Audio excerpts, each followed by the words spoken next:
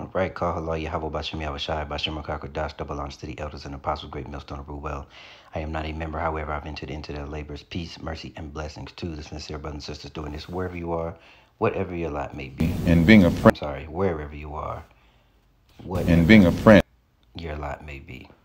All right, this is another quick one, just to warn you, man. You should never trust your enemy, all right? And we'll get that as well. But this devil, there's nothing new under the sun. He has no new tricks. And many people are going to be voting against their own freedom. They will be voting in favor of their own oppression. They will be voting against, ultimately, Yahweh Bashim Yahushai, because they fear this devil more than they fear the Lord. And I pray that the Spirit stays on us, that we fear the Lord more than we fear this devil. Because at any given moment, we can lose the Spirit. At any given moment, we can lose our understanding. At any given moment, we can lose everything pertaining to righteousness that we have in this wretched flesh and be counted among the 2/3 and die horribly. Be counted among the number of the given to the famine or given to the sword or given to the devices of our enemies. So I pray that that is not the case. So this will be just a quick one, and just to warn you to keep your head on the swivel. Pay attention. Right, because the same tricks that they had back then in this time, and that we're watching, they have them now. So keep paying attention. All right. I think two different things. I think there are many whites who act friendly. So it says there's a difference between being a friend and being friendly Toward Negroes. A fox acts friendly toward the lamb, and usually the fox is the one who ends up with the lamb chop on his plate. The wolf doesn't act friendly, and therefore the wolf has more difficulty in getting the lamb chopped in his plate.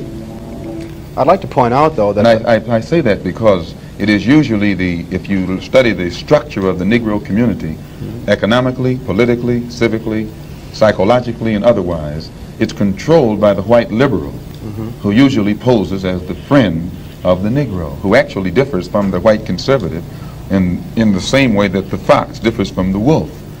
Their appetite is the same. Their motives are the same. It's only their mannerisms and methods that differ. Being friendly. All right, so I got Psalms 55 and 21, but let's read Revelation 13, verse 11.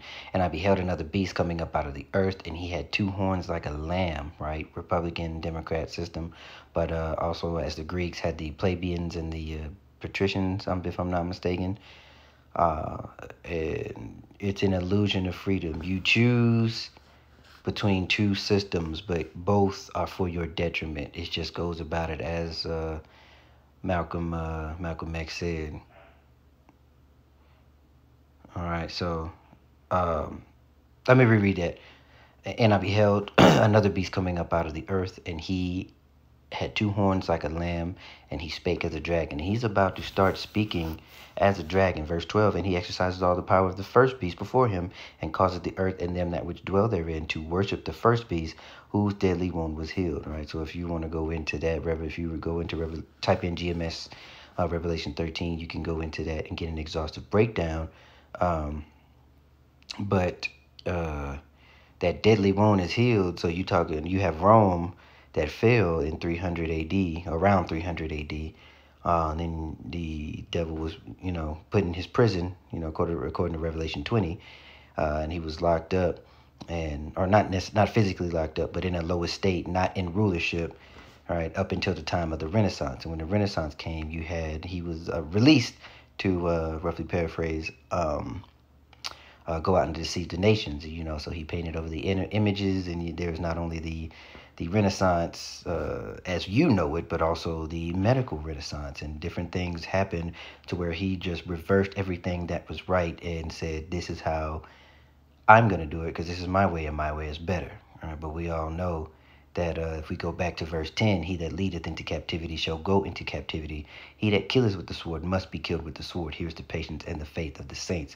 So we will be back under the spirit and power of Yahweh Bashim Yahushai to reverse, or reverse his mess and put things back in their rightful order.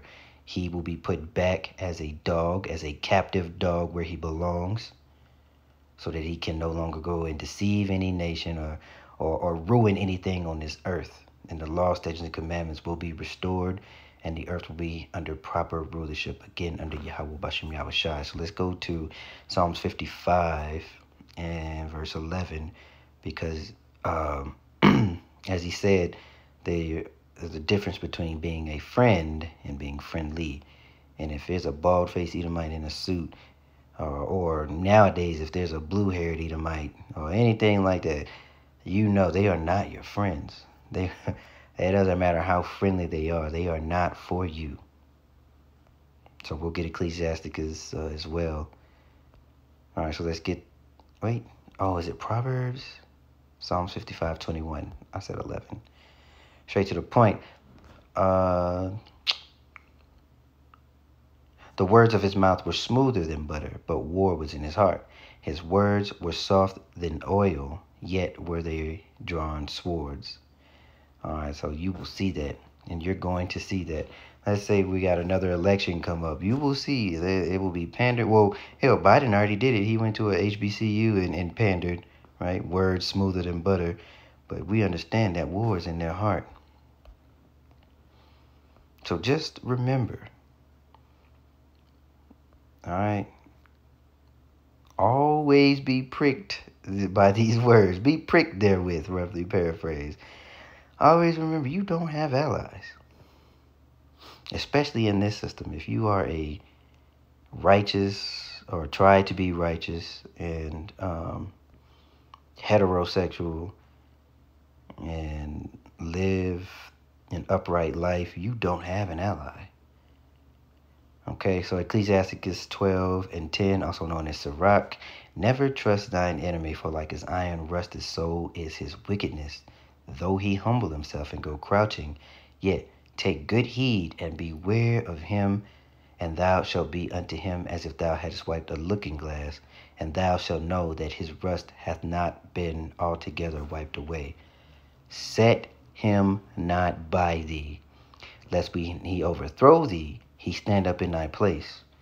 Neither let him sit at thy right hand, lest he seek to take thy seat, and thou at the last remember my words and be pricked therewith. You understand? You see what I'm saying? You see what the word is saying? Pay attention to what's going on around you and who is around you.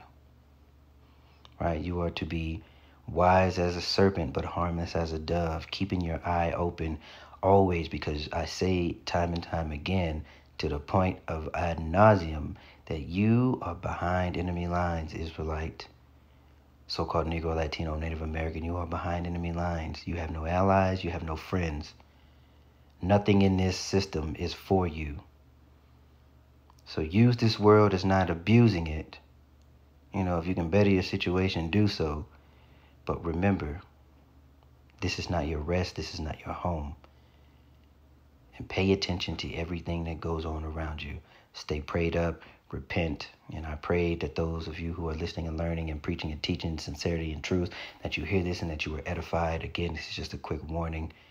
Kwam Yasharala. Shalom.